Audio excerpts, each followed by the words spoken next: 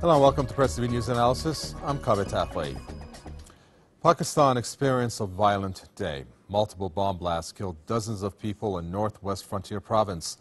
Armed with guns, grenades, and bombs, the U.S. consulate in Pakistan's northwestern capital was targeted. And hitting a political rally, scores were killed in a separate bomb attack. Pro-Taliban militants claimed responsibility for the consulate attack, claiming it was to avenge a U.S. drone war on Pakistan's tribal areas and threatened further assaults on Americans. The ability of heavily armed militants to get so close to the U.S. mission and other military installations, such as the provincial headquarters of Pakistan's spy agency, will likely rattle the U.S. and Pakistani governments. Has the U.S. military presence made the region any safer? Well, this is going to be one of the questions we'll be asking our guests in the first half of this news analysis.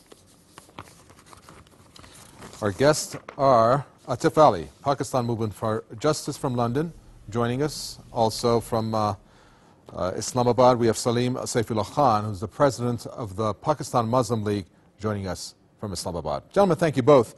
Let me start by our guest in London, Atif Ali. The apparently coordinated attacks, these are the deadliest so far this year, and one of them was the U.S. consulate being the target. What message do you think that's sending to the United States? Well, what we are seeing today is a classic example of retaliation, or we say the result of direct result of collateral damage that is taking place through this America's war of terror, if you allow me to say. What the European and NATO forces are trying to sell the story to the world, that because of this terrorism, they are fighting this war of terror, and their presence is justified in Afghanistan. But Pakistani nation as a whole believe that the whole phenomena, especially this Pakistani Taliban phenomena, never existed before 2004. And this is what Pakistan Movement for Justice is saying, that what we see a phenomena like Taliban or inside Pakistan are in fact is a collateral damage, reaction to the collateral damage that has been taken place on the border of Pakistan.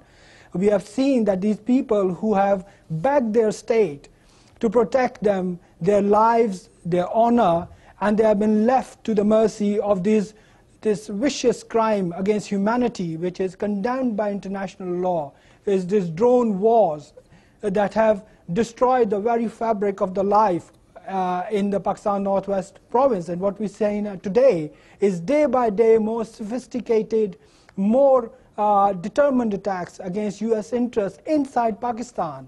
And Pakistani nation as a whole believe that the very existence of this terrorism is due to the reason that the presence of foreign forces in Afghanistan. And this is what is spreading extremism inside Pakistan. Well, let me ask our guest over in Pakistan.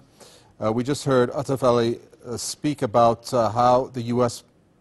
war of terror, as he categorized it and classified it, is really fueling more insurgency-related incidents, this being one of them. Is that how you see it?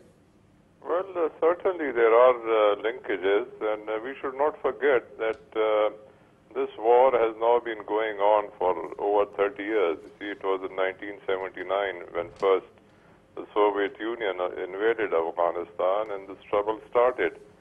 Followed by the rule of the Taliban, I think from 96 till about 2001. After 9/11, they were removed. So, you know, we've had in Pakistan a very ugly situation on our western border.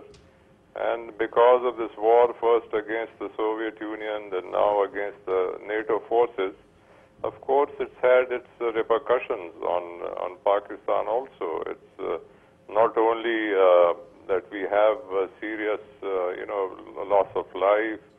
Our economy is at the brink of breakdown. There's a total chaos in the country, and naturally, this is a result of the instability and the war going on in Afghanistan. And I think as long as the war goes on and there are foreign troops in Afghanistan, we will continue to have, especially on the tribal areas and the northwest frontier province, which is contiguous with the Afghanistan borders, and I think this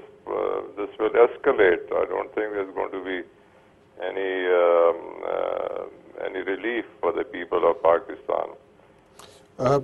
Let me ask Atif Ali, the state of affairs between Pakistan and the United States, it just seems like there has been a lot of tension that's been fueled. And I want to refer to the widespread media reports in Pakistan, of which they have said that there's been increased U.S. military and intelligence activity. They also have referred to the establishment of spy centers in the houses that are rented by U.S. Embassy in the capital, Islamabad. It seems like Pakistan does not like that, but that the United States wants to exercise its, in this case, spying into what's going on in Pakistan. Is that a valid reason, as portrayed by the media there in Pakistan? Well, at the moment, if you look at the very powerhouses within Washington, we see there's a Mr. Richard Holbrooke, who want to a Pakistani solution, the solution that has been made within Islamabad that need to be exported to Afghanistan, and you see solutions coming through Pakistan military establishment. There are power factors within Washington's corridor who believe that there should be other countries involved like India and Russia to come up with a solution. What our party is trying to say is that any solution that comes through Pakistan, Afghan population and Afghan population only. The people of Afghanistan have the only right to come up with a solution which is acceptable by the people. What is going on inside Pakistan through the increase of intelligence services, especially in the urban area, we see that there's a hidden motive, there's more to it, what we see on the surface in form of this war of terror. We have seen there are more and more secret detention centers are popping up inside urban cities, especially in Lahore. There are more than 40 or 50 known detention centers inside Lahore. We have seen there are more military intelligence cooperation inside Pakistan, which is focused towards Pakistan and Pakistan only. There are 8,000 people have been missing, and nobody is trying to, the state is not taking the responsibility for citizens of Pakistan. There are 3,000 people have been killed in the suicide bombing, and there are even more have been killed in the drone attacks, and the state is still unable to implement the law and order and give any sureties to protect its citizens against foreign intervention. We see there's a broader agenda, not just Afghanistan is just a part of a bigger strategy. And we see that this whole violence will escalate more, as my colleague has just said. But unfortunately, my colleague forgot to mention that these are the direct result of our former dictator ruler Pervez Musharraf's unconditional loyalty to American and NATO agenda in Pakistan. Okay. And even today, the government is following the same line. It should detach itself from this current American policies and should take a pressure and protect its own citizen and take an independent decision to protect its people.